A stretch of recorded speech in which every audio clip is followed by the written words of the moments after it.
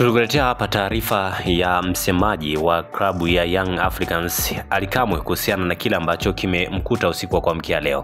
Lakini kwenye upande wa siasa huku, ambaye pia ni kada wa chama cha demokrasia na maendeleo Chadema, Mdude Nyagali ameweza kuposti picha ambayo inamuonyesha Ally Kamwe pia na kuandika haya yafuatayo. Anasema ndio maana tunataka wananchi wa Tanzania mtuunge mkono kwenye no reform no election ili tuweze kupata viongozi wanaotokana na kura za wananchi na sio bunduki kama hawa.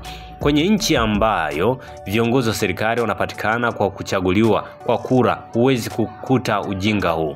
Lakini kwenye nchi ambazo viongozi wa serikali wanapatikana kwa mtutu wa bunduki, hii ni kawaida sana ujinga huu kutokea. Kwa hiyo kosa lake ni kukosoa ofa ya mkuu wa mkoa dhidi ya Yanga, ujinga mtupu. Kwa hiyo hicho ndicho ambacho alikuwa amekiandika Mdude Nyagali kuhusiana na kile ambacho kimekuwa kikiendelea hususan kwenye klabu ya Yanga, ambapo msemaji wake amekamatwa na jeshi la polisi kule Tabora. Hebu nikusome comment za dau mbalimbali. Mtu wa kwanza anasema ni kwa vile tu sina mamlaka kuwafanya watu wengine wa focus kwenye vipaumbele vya maisha yao na vipaumbele vya taifa, lakini ningekuwa nayo mamlaka nisingekuwa mtu wa kuweza kufiksi vitu. Na amini usiamini, mabusu ya Ally Kamwe hayafanani na kaka zenu wasioingizwa.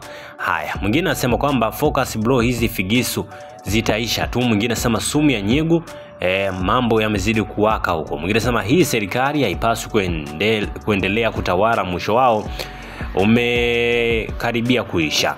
Ujinga, upumbavu na ubabe wote wanaofanya unaelekea tamati. Tukaze kamba kwenye msimamo wetu kuhusiana na no reform no election. Kwa hiyo kila mmoja amekuwa akiendelea kuzungumzia kuhusiana na no reform no election, lakini pia wamezungumzia masuala ya Ally Kamwe.